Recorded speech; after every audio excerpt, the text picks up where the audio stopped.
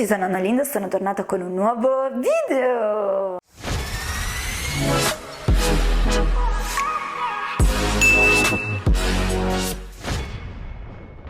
Oggi ovviamente parliamo di Dick Heights, il quartiere che desideravamo vedere da ancora prima di mettere piede negli States. Quel quartiere che si illumina di infiniti colori nel periodo natalizio, dove l'atmosfera natalizia la percepisci a tutto tondo. Vi confesso che raggiungere Dick Heights non è stata una passeggiata. Ci siamo recati alla metro, ci sono stati vari problemini perché la stazione alla quale saremmo dovuti scendere per cambiare linea era momentaneamente chiusa, non si capiva cosa fosse successo, c'erano dei problemi con la linea R. Insomma, ci abbiamo impiegato ben un'ora e mezza per raggiungere Dick Heights, anche perché si trova a sud di Brooklyn oltretutto. E una volta scesi alla nostra fermata ci aspettava mezz'ora di passeggiata per poter finalmente raggiungere il famosissimo quartiere illuminato. Prima di ciò però ci siamo voluti fermare all'uscita dalla metro in un posto dove poter cenare. A malincuore abbiamo scelto un McDonald's. Personalmente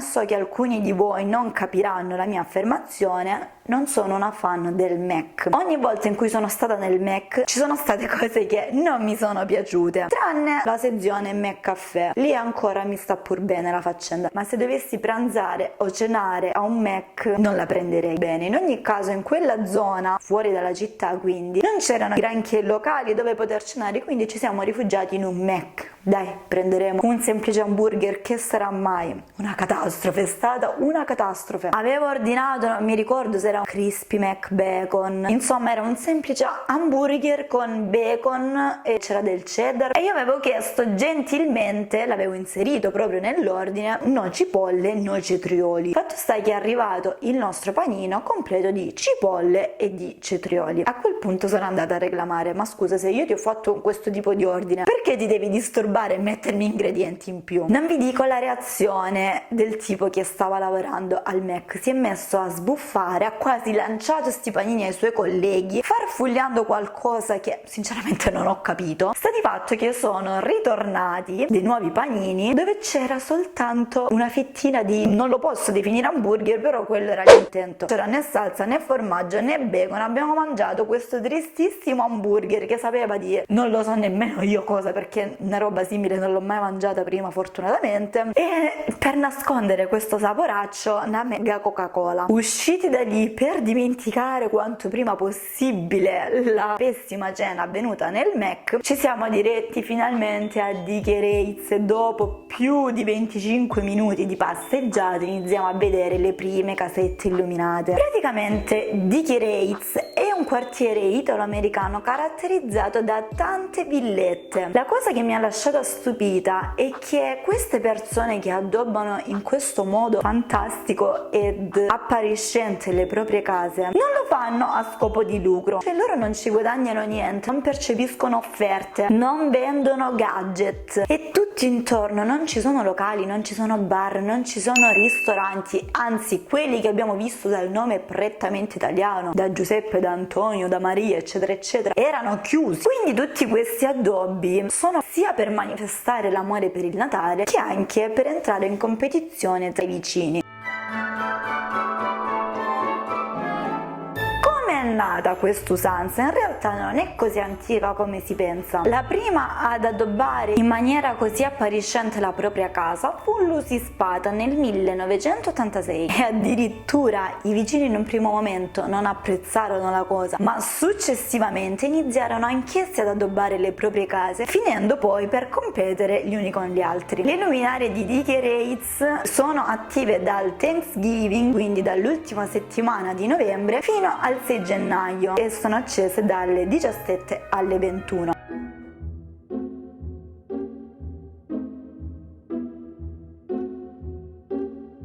Pensate che alcuni residenti arrivano a spendere fino a $30.000 per l'elettricità nel mese di dicembre, mica poco.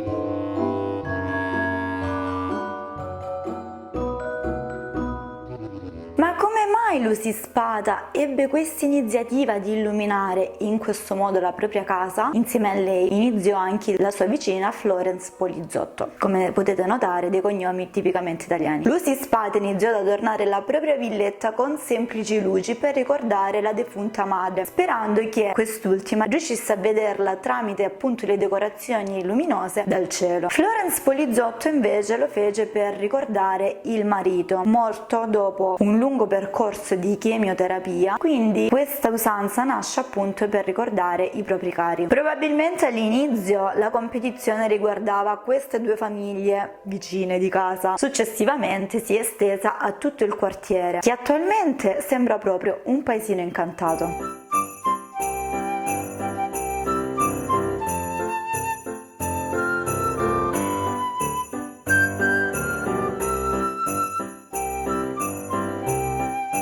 La prima domanda che mi sono posta iniziando a vedere le prime casette con discrete illuminazioni è stata: ma passato il Natale, dove li vanno a mettere tutti questi addobbi? Cioè si potevano ammirare, oltre alle cascate di luci di ogni colore, anche orsi polari giganti, schiere di pinguini, enormi soldatini di legno. Cioè sì, sono tutte villette a sé stanti, però io immagino ci sia bisogno di grande spazio per poter comprendere tutti questi addobbi durante l'anno. La risposta a questo quesito ovviamente è che ci sono delle aziende che si occupano della decorazione di queste villette, ovvio, con addirittura presepi a grandezza naturale e persino giostre funzionanti. Troppo difficile stabilire quale casa mi abbia colpito maggiormente, però tra queste rientra indubbiamente questa compresa di Macchina della Neve. Cioè io mi sono seduta lì sotto e mi sono fatta sparare la neve sopra, creando poi un carinissimo reel che potrete trovare sul mio profilo Instagram.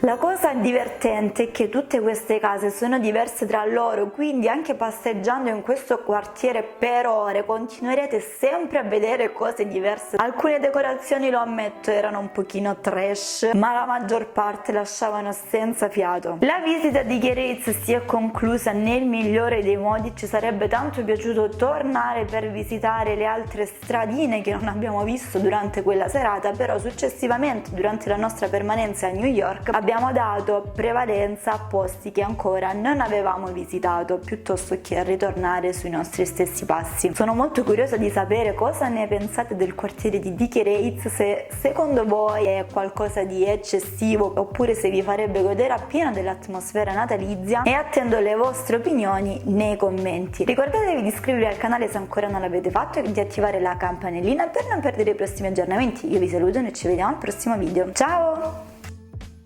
Madonna, ma ce la fai?